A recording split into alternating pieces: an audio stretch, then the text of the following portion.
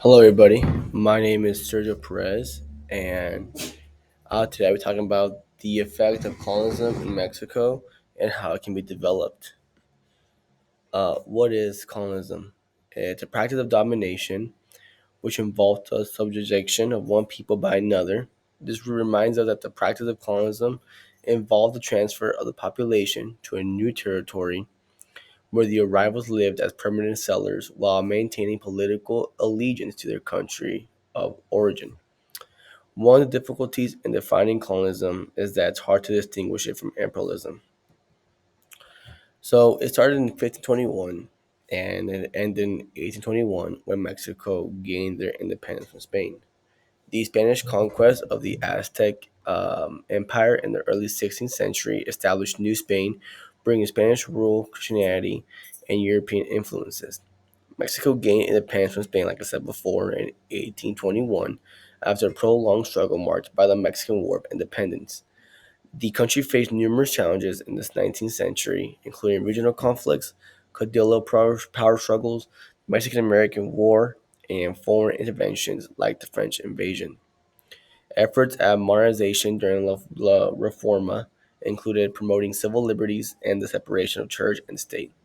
But the country was still beset by internal strife and external threats, including the Second Mexican Empire.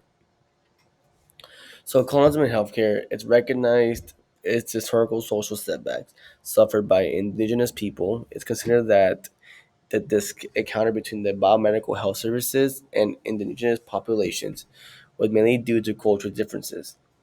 Mexican human populations were reduced by 80 to 90%, affecting cascading ecological consequences across the physical and biological geography in Mexico. Healthcare in Mexico is a multi phase system comprising public institutions overseen by government departments, private hospitals, and clinics and private physicians. So, the current health status right now, the challenges in Mexico right now.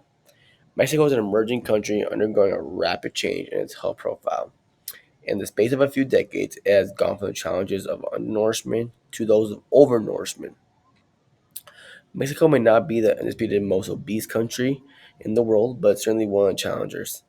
Recent studies suggest that Mexico's obesity rate may even be higher than the ones of the United States. And that I can talk about and piggyback because as a Mexican American, and going to Mexico every year, I can tell right away, I know right away that the food choices are unhealthy. When you walk through street vendors, they sell tacos de carne asada, some hot dogs, nothing healthy at all. And when you're younger, you eat from street vendors or unhealthy options, but this can be a huge risk. And despite having a young demographic, the country is sitting on a small part of the country's healthcare strategy. It potentially has a much larger role to fulfill. This search publication hopes to highlight health data and trends in the country that make it easier for insurers to price, model, and more widely distribute their products. So, what's next for Mexico? The future of colonialism in Mexico is a complex topic as no longer a formal political reality, but the effects of the historical colonialism continue to impact the present. While the discussions around the future of Mexico often focus on its integration into the U.S. economy via the USMCA and its internal political and economic transformations, the long term legacy of colonialism is a persistent influence on the social, political, and economic landscape. Colonial Mexico saw a complex system of internal relationships between the native people of Mexico and the Spanish colonizers. New structures of rule and of land ownership, hierarchies, and subjections were set forth and lasted roughly 300 years. A number of changes resulted in the demographics, economy, and culture of Mexico. Uh, Number one recommendation is right away, it's not universally standardized term. A core and consistently cited recommendation for Mexico and other countries involves strengthening local health systems and prioritizing community needs over external agendas.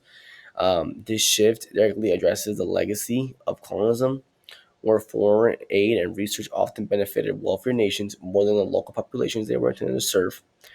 Decolonizing global health in Mexico, emphasizing equity, local leadership, and respect for indigenous knowledge. Number two, a major step is to improve the infrastructure, training, and support for healthcare workers who serve in Mexico's rural and impoverished communities, particularly those who are carrying out their social service obligations. Provide essential equipment and improve healthcare facility infrastructure in underserved regions. Pair new graduates with experienced doctors who can teach them about the community's unique health needs.